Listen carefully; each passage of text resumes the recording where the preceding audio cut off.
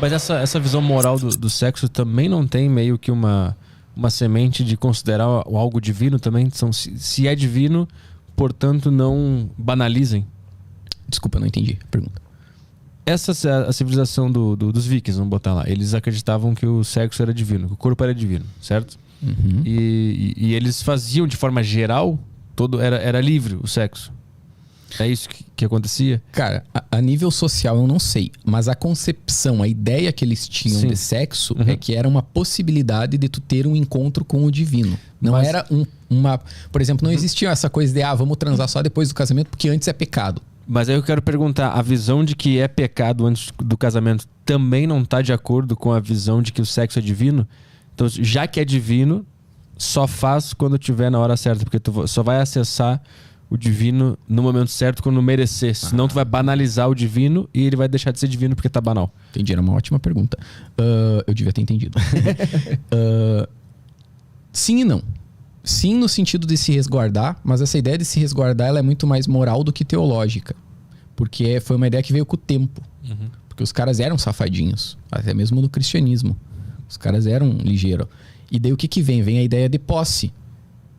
Entendeu? Vem a ideia justamente de moral, de tu estabelecer um limite daquela prática. Porque o que acontece? Se tu começa a deixar aberto, como era aberto, tu perde aquela ideia de reserva que o cristianismo que gostaria de criar sobre aquela prática. Porque se tu for ver no Antigo Testamento, não existia isso. Certo? Tipo, os caras tinham várias concubinas, tinham várias mulheres, era uma questão muito diferente. É no Novo Testamento, inclusive, em partes bem pontuais que se diz lá sobre casamento, sobre fornicação. Mas assim, bem pontuais mesmo, partes bem jogadas assim, né? Então, o que é aquilo dali? É uma tentativa justamente de tentar criar uma moral religiosa dentro daquele contexto, mas já era uma outra sociedade muito diferente. Então tem um pouco da teologia, mas tem um pouco da modernidade.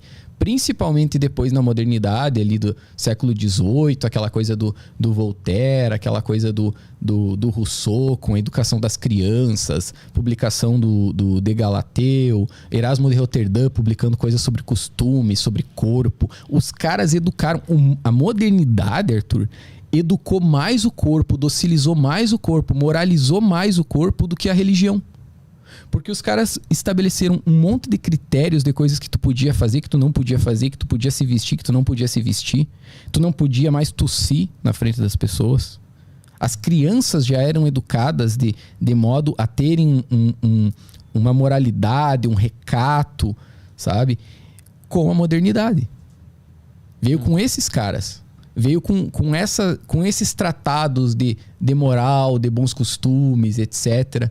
Porque se tu for olhar para a religião, até mesmo na própria tradição católica, não era assim, cara.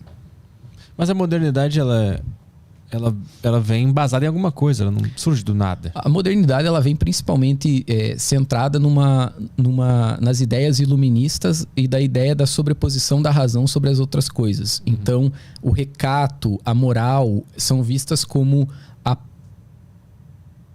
vamos dizer assim, como é que se diz? O dever do ser humano com ele mesmo e a sua sociedade. Então tu precisa ter um novo sujeito. Por exemplo, tem um livro, cara, eu acho que é do Norbert Elias, que é o Processo Civilizatório, que é um livro maravilhoso que fala sobre isso.